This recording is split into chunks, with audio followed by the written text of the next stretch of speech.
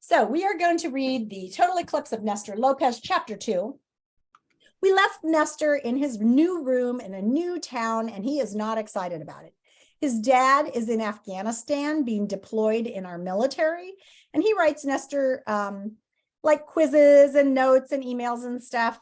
So he's a good dad, but Nestor's really missing him. He's living with his grandmother and his mom. His mom is super tired because they've had to move a lot. It sounds like money might be hard for them. And he has to start over in a new school. And he's a little unusual because he can talk to animals and they can talk to him. So he's had this crow talking to him and bugging him a little bit. The crow has kind of a bad attitude. So we're going to chapter 2. And he also didn't want to unpack all his stuff, but his mom caught him. He got busted with all of his boxes stuffed in the closet and they all poured out. So chapter 2. Ciao, Pascal, Abuela calls after me as I leave her house. I wave and shout back. Y a la vuelta, picadillo. So they're just kind of joking with each other in Spanish. I hike my backpack onto my shoulder and head off to school. All I have is my sketchbook, a half-used spiral notebook from my old school, my pencil pouch, and Dad's compass. Mom and Abuela got a school supply list when they registered me, but I ignored it.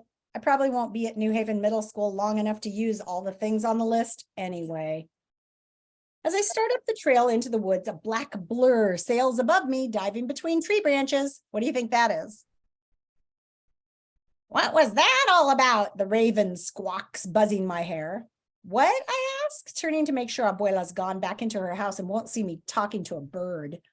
All that's Spanish. Don't you know how to say adios? Well, that's how Abuela and I always say goodbye. Didn't matter if she was calling me on the phone or visiting us in Washington or Kentucky or wherever. We'd say goodbye the same way. And what exactly were you saying? Oh, wait, that's the crow. I got to do my crow voice or my raven voice. And what exactly were you saying? You were talking about me, weren't you? I shake my head and laugh. Hardly. Abuela says it has to do with the ration cards they gave out in Cuba when Castro would let people buy only one fish one day and beef the next. That's not cool. Well, he was a dictator, so what do you expect? They're talking about Fidel Castro, who's a very famous leader of Cuba. He died and his brother was leading Cuba. I take Dad's compass out of my backpack and clutch it in my hands. What's that? The raven asked, sailing to the ground and hopping next to me. So much for a quiet walk to school. It's a compass. My dad gave it to me when I was in preschool, before his first deployment. I rubbed my thumb over the face of the compass. When I was little, I thought the red needle pointed to Dad instead of north. I would spend hours staring at the face, willing the tiny red arrow to swing toward me. I didn't want to leave Abuela's house this morning. It wasn't the usual, I don't want to go to school tantrum. I wanted to stay and take in every wall, every corner of the house. There are lines on the door frame in the dining room marking Dad's height as he grew up. How many of you have that in your house? Place where your parents have marked on the wall how tall you are. My house has that for sure. Abuela has a framed picture of her and Abuelo standing in the living room in their wedding clothes. Her house has a history. It's a home. I've never lived anywhere like that. The raven jumps onto a rock and then launches himself into the air. You know, it's a lot faster to walk through town to get to school. I scuffed my feet on the trail. I'm not in a hurry. Besides, I figured I could sketch some animals or trees out here. I didn't get to wander much on army bases. You didn't? Well, you never knew if you were going to stumble onto some grenade exercises or bazooka practice. I wink at the raven. So do you have a name? A what? The raven brushes his wing on the ground, flinging brown dirt onto my shoe. A name, something people call you. The raven twists his neck and looks up at me.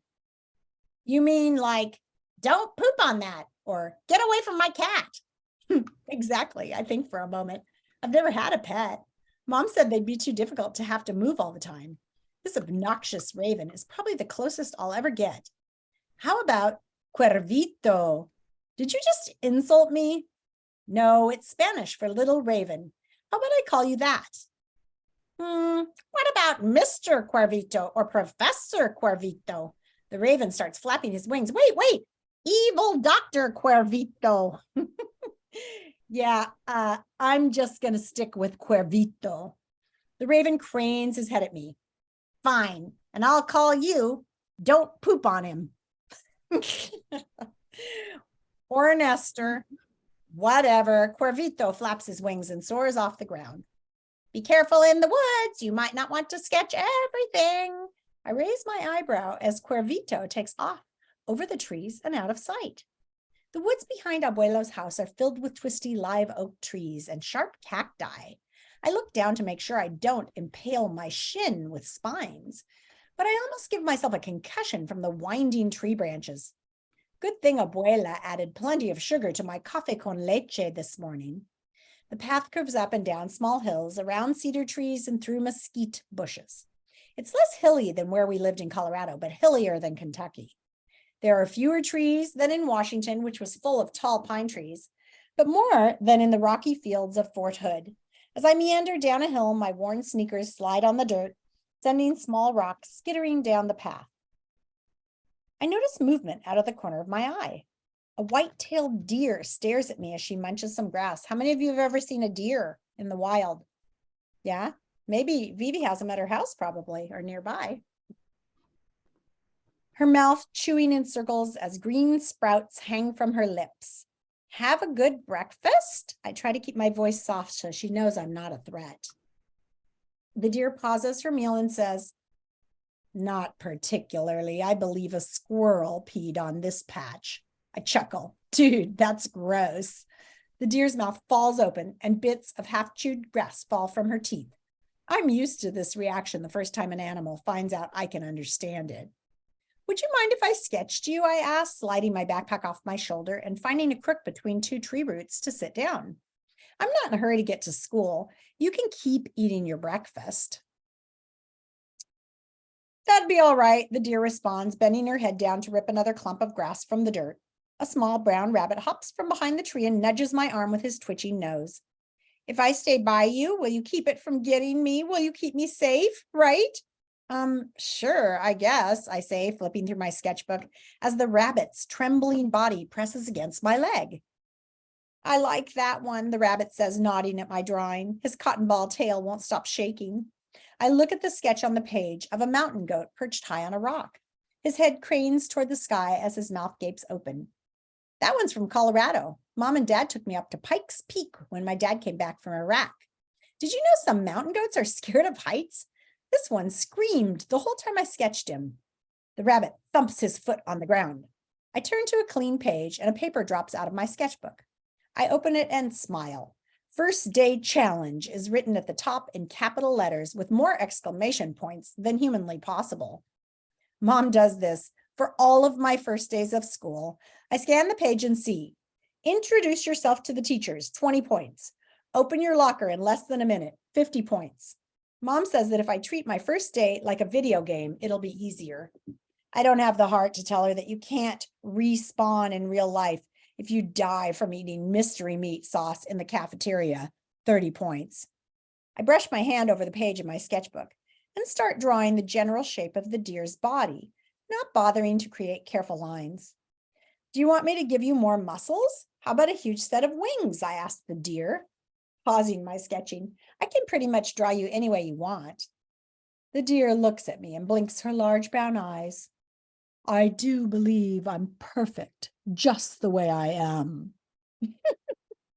Wow, I think her ego is as big as her antlers, the rabbit says, scratching behind his long ears. She doesn't have antlers. Oh, right, the rabbit looks up at me. If you concentrate on that drawing any harder, you're going to bite through your lip. I smile, certain there's a tooth mark on my lower lip.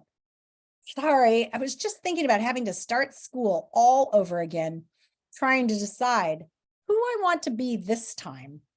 Class clown, the rabbit offers. I shake my head. Tried it. Gets exhausting after a while. You seem halfway to slacker, the deer says, raising her head. How about that? You could forget your homework and sleep in all your classes. Probably not, I chuckle. One phone call home to my mom and that would be over fast. I run through my options. When I was going to school near Fort Lewis in Washington, I decided I'd be an athlete. I played on the soccer team and wore a Seattle Seahawks hoodie to school every day. By the time people figured out I was terrible at soccer and had never watched a single football game at CenturyLink Field, Mom and I were already on our way to Fort Campbell. In Kentucky, I pretended I could only speak German. That didn't last long since I know only 5 words. Luckily, Neither did our living there. Oh, I suppose I could just be myself, I tell the rabbit and the deer. That would be original. Dead man walking. I hear a screech above me and see Cuervito has returned to pester me. I thought you were too scared to fly through the woods, I taunt him. I was just checking on you. Can't let you miss your first day of school, can I? I sigh. I've had plenty of first days of school. This one's no big deal. Oh, really? Cuervito lands on my foot, which is stretched out on the ground. The rabbit snuggles behind my arm. I flip my sketchbook shut. The Army doesn't exactly wait to move you until the school year is over. So we've moved a couple of times in the middle of the year. That means I've had 9 first days of school. Today is number 10. I don't believe you. Cuervito pecks at my shoelace. Imagine going to 10 different grade schools. Yee. I take a deep breath and hold out my hands. I went to kindergarten and first grade at Fort Benning, Georgia. I say, holding up 2 fingers. Next was part of 2nd grade in Fort Carlson, Colorado. That's 3 first days, the Raven says. I'm not done. The rest of 2nd grade and 3rd grade, Fort Lewis, Washington. Then 4th grade and part of 5th grade at Fort Campbell, Kentucky. Hoo-wee! We're at 7 first days. I didn't know ravens could count, the deer taunts. The last month of 5th grade and the first 2 months of 6th grade were at Fort Hood here in Texas. 9, we've got 9. I hold up 10 fingers. And now my first day in New Haven. You're making me tired, kid, the deer says. I nod, sliding my sketchbook into my backpack and tucking Dad's compass into my pocket. I brush the dirt off the back of my jeans, and something bright pink next to a tree root catches my eye. There are 2 plastic tags with the numbers 3 and 8 on them. I'm not sure what they are, but I shove them into my pocket. A souvenir from my first day in the woods. The rabbit hops next to me as I walk down the path. First day, that's rough. Just make sure your shoes are tied and your zipper is zipped. I wave my hand, brushing off the rabbit's comment, and quickly drop my eyes to check my jeans. I'm good. No, Cuervito cries overhead, sailing above us. He's got to find the biggest, ugliest kid in the school. And, the deer asks, following me. And punch him in the nose. Cuervito spins and lands on the deer's back. She kicks her hind legs, launching the raven back into the air. Don't listen to him, the deer says. Just sit in the front row in every single class and raise your hand every time the teacher asks a question, even if you have to lift yourself out of your seat and wave your hand just like you're crazy. Trust me, the animals in New Haven are trying to get me killed. Cuervito dive bombs the deer again in a blur of black feathers. No, he needs to wait until the class is totally silent. Nobody talking, everybody hardly breathing. And he flies upward and stretches his wings out, sailing in a circle above us. I sigh. And what do you think he's going to tell him to do? What do you think the raven's going to tell him to do in the silence? What's the most embarrassing thing that can happen in a classroom when it's silent? Oh, Let her rip. Groaning, I pick up the pace towards school, my animal entourage following me and offering advice guaranteed to get me a month of detention. And that is the end of chapter 2, and we're ready for chapter 3. That was kind of a fun chapter with all the animals. Would you like to be able to talk to animals?